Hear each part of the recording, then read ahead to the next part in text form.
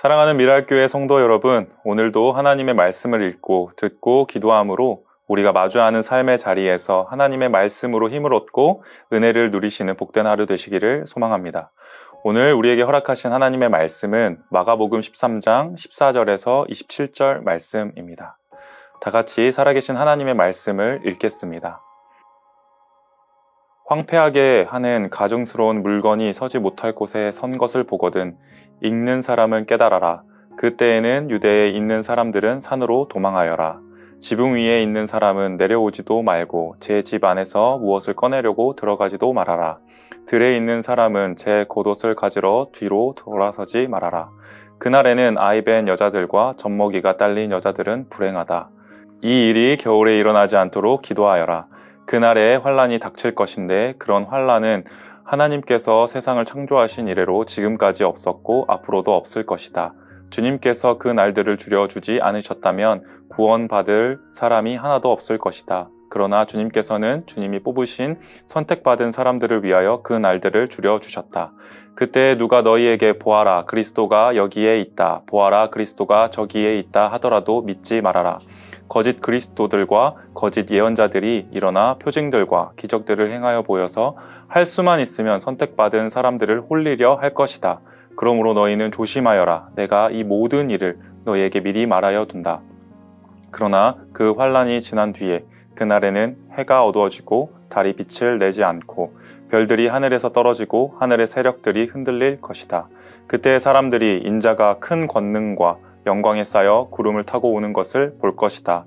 그때 그는 천사들을 보내어 땅 끝에서 하늘 끝까지 사방에서 선택된 사람들을 모을 것이다. 사랑하는 성도 여러분, 오늘 본문 말씀은 예수님께서 성전을 보며 감탄하는 제자들에게 하신 말씀 중에 있는 내용입니다. 예수님께서는 이제 하나님 아버지께서 뜻하신 바 자신의 사역을 완성하기 위해서 예루살렘에 입성하셨습니다. 그리고 예루살렘에서 가장 화려하고 하나님의 임재의 상징인 성전에 들어가셨습니다. 그곳에서의 하나님을 향한 이스라엘 백성들이 드리는 예배의 모습은 어떠했을까요? 아주 화려했습니다. 번제단에서 흠없는 소와 양과 온갖 제물들이 태워지고 있었습니다. 편리했습니다.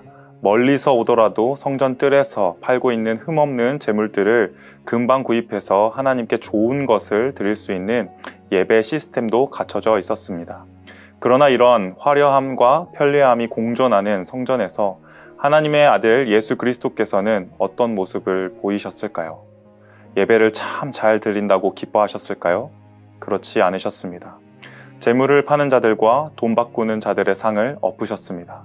그러시면서 이곳은 만민이 기도하는 집이라고 말씀하셨습니다.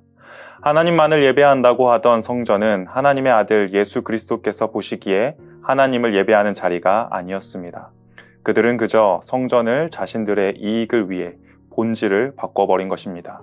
사람들은 성전 뜰에서 제사장들이 파는 제물들을 손쉽게 구입하여 제단에 드림으로써 하나님이 받으실 만한 예배를 드렸다 생각했습니다. 종교 지도자들은 성전으로 몰려오는 사람들에게 흠없는 제물과 성전에서 쓰는 돈을 바꾸어 줌으로써 하나님의 백성들이 성전에서 하나님께 예배를 드릴 수 있도록 돕는다고 생각했습니다. 그러나 그 결과는 열매 없는 껍데기의 신앙이었습니다. 이런 본래의 모습을 잃어버린 성전을 예수님께서는 허물고 다시 세우시겠다고 하셨는데 지금 제자들은 성전의 화려함을 보면서 무엇을 하고 있는 것일까요? 감탄하고 있는 것입니다. 사실 그들에게 있어 성전의 웅장함과 화려함은 구약의 옛 조상들이 하나님께로부터 받은 큰 복을 생각나게 하는 것이었습니다. 예수님 당시 짓고 있던 성전은 그 규모가 대단했습니다. 그도 그럴 것이 이스라엘 왕으로 정통성을 인정받지 못하는 헤롯이 자신의 왕위를 인정받기 위해 성전을 아주 크고 화려하게 짓게 했기 때문입니다. 그렇게 크고 화려한 성전이 다 완성되면 무엇이 임한다고 사람들은 생각했을까요? 마치 다윗의 때와 같이 솔로몬의 때와 같이 부귀영화를 마음껏 누리며 살 수 있다는 생각을 가지고 있었을 것입니다. 하지만 성전을 짓는다고 해서 하나님이 진정으로 원하시는 하나님의 백성과 하나님과의 온전한 관계가 이루어지는 것일까요? 겉모습만 화려하다고 한들 속에는 담을 수 없는 죄악과 자기 중심적인 태도를 가지며 살아간다면 그것은 예수님께서 종교 지도자들을 향해 말씀하셨던 회칠한 무덤과 다를 바 없는 종교 생활의 모습일 것입니다. 그런데도 제자들은 예수님이 하나님 아버지의 뜻대로 무엇을 하고 있는지 깨닫지 못했습니다. 아니, 깨달으려고 하지 않았습니다. 마가복음 9장 32절의 말씀처럼 제자들은 예수님이 하셔야 하는 메시아로서의 일을 깨닫지도 못하였고 깨닫기 위해 예수님께 묻기도 두려워했습니다. 왜 그랬을까요? 지금 성전의 모습처럼 겉모습은 화려하고 사람들에게 인정받으며 칭송받는 것, 예수님이 이스라엘의 왕이 되셨을 때 그 보좌의 좌우편에 앉고자 하는 욕망이 제자들에게 있었기 때문입니다. 사랑하는 여러분, 우리도 신앙생활을 하다가 보면 어느덧 매주 반복되는 예배 가운데 본질을 잃어버릴 때가 있습니다. 예배의 자리는 분명 살아계신 하나님께서 부르시고 인도해 주신 자격 없는 죄인에게 베풀어 주신 은혜와 감격과 기쁨이 있는 자리인데 어느덧 이 모든 것이 익숙해져 버려서 당연하게 여길 때가 많습니다. 그래서 어느 순간부터 예배를 판단하고 있는 자신을 발견하게 됩니다. 하나님이 받으시는 예배를 예배자로 나온 내가 판단하고 있다면 그 예배의 주체는 누구일까요? 하나님이 주인 되신 예배인가요? 아니면 내가 주인이 되어버린 예배인가요? 바라기는 예배자로 부르시는 하나님의 한없는 은혜와 자비 아래에 돌이키는 은혜가 있기를 소망합니다. 이어서 제자들은 성전의 외적인 모습에 사로잡혀 있었습니다. 하지만 예수님께서는 이 성전이 무너지게 될 것을 예언하셨습니다. 오늘 본문은 그 예언 중 성전이 무너지게 될 임박할 때에 나타날 징조들과 그 때를 어떻게 살아가야 하는지에 대한 내용을 담고 있습니다. 본문 말씀 전에 13절에서는 분명히 환난과 박해를 받게 되었을 때에 끝까지 견디는 사람이 구원을 받을 것이라고 말씀하셨는데 오늘 본문 14절에서는 황폐하게 하는 가증스러운 물건이 서지 못할 곳에 선 것을 보면 도망하라고 말씀하셨습니다. 하나의 단락에 끝까지 견디는 것과 도망하는 것, 그 자리를 지키는 것과 피하는 것, 상반되는 가르침이 있는데 그렇다면 어떻게 해야 하는 것일까요? 이런 차이를 보이는 것은 예수님의 가르침을 따르는 제자들이 직면한 상황이 다르기 때문에 그렇습니다. 참고 견뎌야 하는 상황은 예수님을 따르는 것으로 인해 모든 사람으로부터 미움을 받는 박해의 때라면 도망이 더 나은 선택이 되는 때는 예수님이 예언하고 계시는 재앙이 본격화되기 직전 곧 환난의 징조가 보이는 때라는 것입니다. 이 환난이 얼마나 극심한지 본문 19절에 보면 창조하신 이래로 이와 같은 일은 없었다고 할 정도로 엄청난 재앙이었습니다. 그러니 당시 예루살렘이 멸망할 때 그리고 예루살렘 가운데에 있는 성전까지도 무너질 때 제자들은 어떻게 해야 했을까요? 겉모습이 화려한 성전을 지키기 위해 남는 것이 아니라 도망가야 했던 것입니다.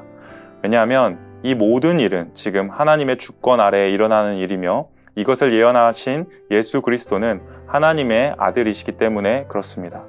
또한 그들이 지키고자 하는 믿음은 눈에 보이는 성전에 있는 것이 아니라 지금 말씀하고 계신 예수 그리스도께 있기 때문에 제자들은 예수님의 말씀을 따라 행해야 하는 것입니다. 당시 예루살렘의 멸망이 1세기에 일어났습니다. 그러면 실현된 예언 가운데 오늘을 살아가는 우리에겐 어떤 의미가 있을까요? 다시 오실 주님을 기다리며 예수님의 말씀을 듣고 따라야 할 것입니다. 그 중에 오늘 말씀 18절에 나와 있듯이 기도하는 것입니다. 기도는 단순히 하나님께 우리의 부족한 필요를 구하는 것만이 기도가 아닙니다. 지금의 때를 알고 우리의 삶에 일어난 일들이 하나님의 주권 아래에 있으며 이 모든 상황 속에서도 하나님께서 일하시며 믿는 자를 깨닫게 하시고 구원하고 계신다는 사실을 기억하게 합니다. 다시 말하면 기도함을 통해 우리의 예배의 주인이 하나님이심을 알게 되고 매일의 삶에 기도함을 통해 다시 오시겠다고 하신 예수님의 말씀을 기억하고 나의 삶의 주인이 오직 하나님 한 분이라는 사실을 드러내는 자리인 것입니다. 바라기는 우리의 삶 가운데 하나님의 은혜를 기억하며 기도함이 멈추지 않기를 소망합니다. 마지막으로 당시 성전이 멸망할 때에도 수많은 적그리스도가 등장했던 것을 알 수 있습니다. 여기저기서 자신을 가리켜 메시아라고 말하는 거짓 그리스도가 많이 등장했던 것이죠. 사람들은 삶이 너무나도 힘들었기 때문에 그 거짓말에 속아 넘어갔습니다. 그때에도 거짓으로 속이는 사람들이 많았는데 오늘날에는 더 많은 것 같습니다. 그만큼 우리가 믿는 예수 그리스도가 참되고 유일한 진리라는 사실을 반증해 주지만 또한 믿음을 지키기 위해서 우리는 깨어 있어야 할 줄 믿습니다. 마치 이런 것과 같습니다. 보이스피싱을 조심하라는 명제가 있지만 보이스피싱 방식이 다양화되고 이제는 사람들의 가장 연약한 부분까지도 건드리고 속아 넘어가게 만듭니다. 최근에는 부고장을 통해서 보이스피싱을 하거나 목소리를 변조해서까지 한다고 하는데요. 이와 같이 진짜와 유사한 것처럼 우리를 속여 힘들게 하는 일들이 많이 발생합니다. 신앙생활도 마찬가지입니다. 진리는 변함없이 하나님의 말씀 가운데 예수 그리스도를 통하여 성령의 역사하심 가운데 우리에게 밝히 들려오고 있습니다. 하지만 너무나도 쉽게 우리는 본질을 간과해버리고 자신할 때가 있습니다. 따라서 우리는 매일의 삶 가운데 말씀을 붙들고 기도함으로 깨어 있어야 합니다. 오늘 하루도 말씀을 통해 살아계신 하나님 앞에 하나님, 내 삶의 모든 것은 하나님의 주권 아래에 있습니다. 오늘도 하나님의 은혜의 날개 아래 거하게 하시고 살아가게 하옵소서라는 기도 제목을 가지고 기도하며 믿음으로 승리하시는 모든 성도님들이 되시기를 소망합니다. 함께 기도하겠습니다. 참 사랑의 아버지 하나님, 감사를 드립니다. 마지막 때가 가까울수록 우리가 주님 앞에 기도하며 나아가므로 나의 삶의 주인이 내가 아니라 살아계신 하나님 한 분인 것을 고백하게 하시고 기억하게 하시고 우리를 예배자로 부르신 그 하나님 앞에 그 은혜에 감사함으로 서게 하여 주시옵소서. 그래서 매일 반복되는 삶 가운데서 내게 생명을 허락하여 주신 그 주님의 그 사랑과 그 능력을 힘입어 살아가게 하시고 하나님의 자녀다운 삶을 살아가게 할 때 주님께서 주시는 힘과 능력으로 승리하게 하여 주시옵소서.